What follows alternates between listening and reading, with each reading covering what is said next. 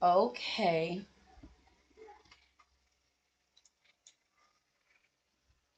Hello everyone. Welcome to episode 3 of chapter 1 of Harry Potter and the Philosopher's Stone. Alright.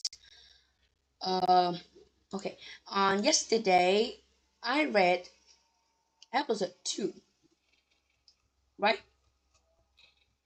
From it was on the corner of the streets, blah blah blah, to till he was in a very good mood until lunchtime, when he thought he'd stretch his legs and walk across the road to buy himself a bunch from the baker's opposite.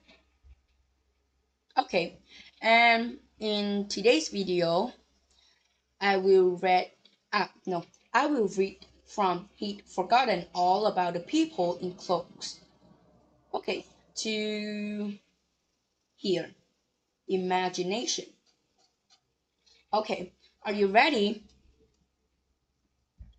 Yep, here we go.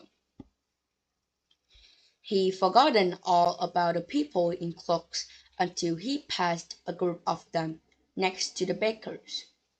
He eyed them angrily as he passed. He didn't know why, but they made him uneasy.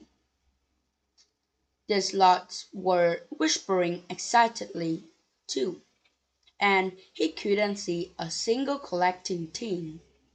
It was on his way back past them, clutching a large doughnut in a bag, that he caught a few words of what they were saying.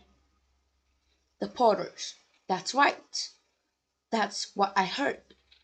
Yes, their son, Harry.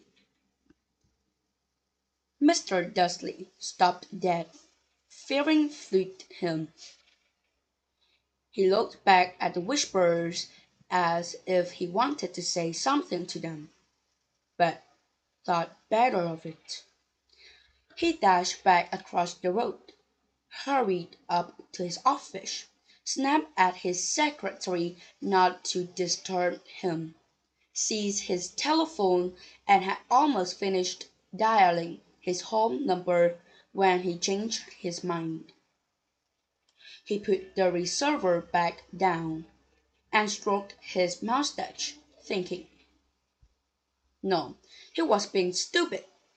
Porter wasn't such an unusual name. He was sure there were lots of people called Porter with a son called Harry.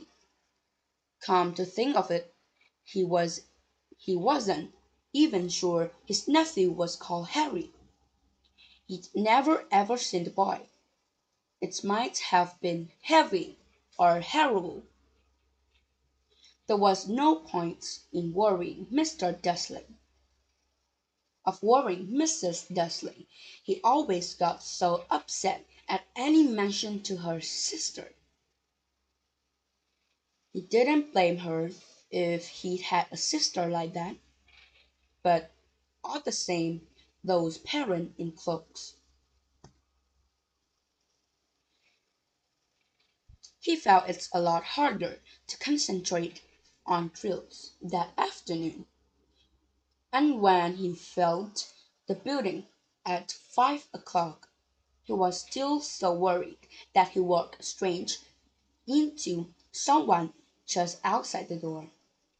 Sorry, he grunted as a tiny old man stumbled and almost fell.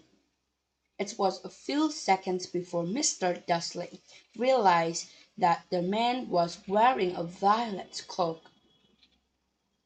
He didn't seem at all upset, being almost knocked to the ground. On the contrary, his face bit into a wide smile, and he said in a squeaky voice that made passengers no, sorry, that made passers by stare.